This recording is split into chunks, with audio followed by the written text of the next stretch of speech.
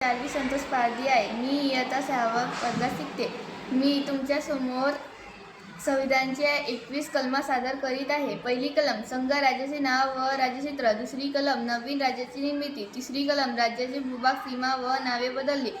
चौथी कलम घटनेत कलम 2 व 3 नुसार करण्यात आलेली दुरुस्ती. घटना दुरुस्ती कायदा समजण्यात येणार नाही. पाचवी कलम राज्यघटनेच्या प्रारंभीचे नागरिकत्वाचे हक्क.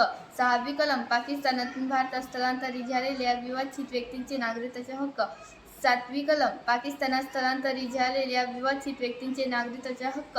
आठवी कलम मूळ भारतीय असणारा पण भारताबाहेर राहणारा विवाचित व्यक्तींचे नागरिकत्वाचे हक्क. नववी कलम परकीय देशाचे नागरिकत्व स्वेच्छेने संपादन आर्य व्यक्ती भारताचे नागरिक नसणे. दहावी कलम भारताची नागरिक असलेली प्रत्येक व्यक्ती संसद जो कायदा करील त्याच्या अधीन राहून नागरिक म्हणून कायम राहील.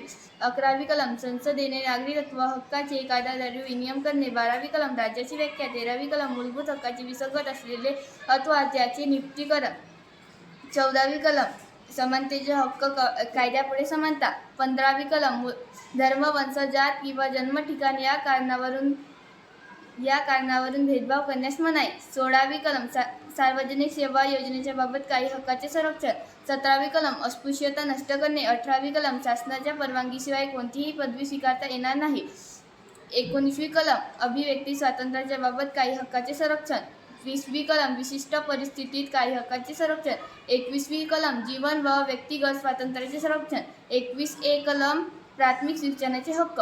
धन्यवाद.